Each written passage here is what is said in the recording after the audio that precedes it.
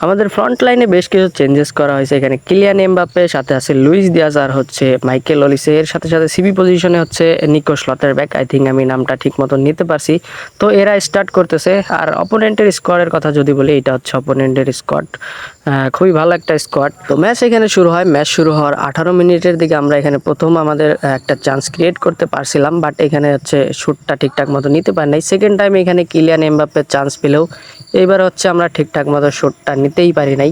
আমাদের দারুণ দুইটা সুযোগ মিস হওয়ার পর এখানে অপোনেন্ট কাউন্টার অ্যাটাক দিয়ে ফেলে এবং এইখান থেকে চমৎকার একটা স্ট্যান্ডিং শটে অপোনেন্ট প্রথম সুযোগেই একটা গোল স্কোর করে লিডে চলে যেতে পারে। অপোনেন্ট গোল স্কোর করার পরে আমরাও এখানে অ্যাটাকে যাচ্ছিলাম এবং লুইস দিয়াজ আর হচ্ছে কিলিয়ান এমবাপ্পের মধ্যে তো একবার 1-2 খেলার পরে এমবাপ্পের দারুণ এক স্টানিং এবং এখানে আমরা একটা গোল পেয়ে যাই। তো স্কোর লাইন হচ্ছে আবারও 1-1 হয়ে যায়। অলিসেকে এখানে স্টার্ট করানো হয়েছে তার ব্লিস কার্ল স্কিলের জন্য, তবে চমৎকার একটা জায়গা থেকে যেখান থেকে সচরাচর ব্লিস কার্লে গোল হয়, বাট এইবার হচ্ছে একেবারে অফ টার্গেট একটা শট। ব্লিস কার্ল মিস হওয়ার পর এখানে আমরা হচ্ছে আবারও অ্যাটাকে চলে আসতে পারি অ্যান্ড কিলিয়ান এমবাপ্পে আনব্যালেন্স অবস্থায় আসলে শটটা মারার কারণে হয়তো ঠিকঠাক মতো প্লেসমেন্ট করতে পারে নাই অ্যান্ড এটা হচ্ছে একটা ফেল অ্যাটেম্পটে পরিণত হয়।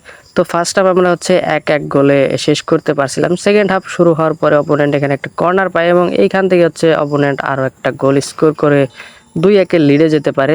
এর একটু পরেই লুইস দিয়াজের থ্রো বলে এখানে কিলিয়ান এমবাপ্পে অনেক বেশি ফাঁকা স্পেস পেয়ে গোল স্কোর করে আমাদের আরও একবার হচ্ছে ম্যাচে ব্যাক করায়। 2 নাম্বার গোল স্কোর করার পর এখানে 3য় নাম্বার গোলেও লুইস দিয়াজের অ্যাসিস্ট এবং কিলিয়ান এমবাপ্পের 3য় নাম্বার গোল। এই গোল স্কোর হওয়ার ফলে আমরা হচ্ছে ম্যাচে লিডে যেতে পারি, বাট লিডটা বেশিক্ষণ আমরা ধরে রাখতে পারি নাই। অপোনেন্টও এখানে তার 3 নাম্বার গোলটা স্কোর করে ম্যাচের স্কোর লাইন আবার হচ্ছে 3-3 গোলের লেভেল করে ফেলে। এই ম্যাচে লাস্ট মুহূর্তের দিকে আমরা ইজি কিছু সুযোগ পেয়েছিলাম, বাট ঠিকঠাক মতো আসলে কাজেই লাগাইতে পারি নাই। জাস্ট শর্ট করলেই গোল হয়ে যাবে এমনও সুযোগ ছিল, বাট ঠিকঠাক মতো এগুলো কাজে লাগাইতে পারি নাই, যার ফলে এই ম্যাচটা আসলে 3-3 গোলেই ড্র হয়ে শেষ হয়।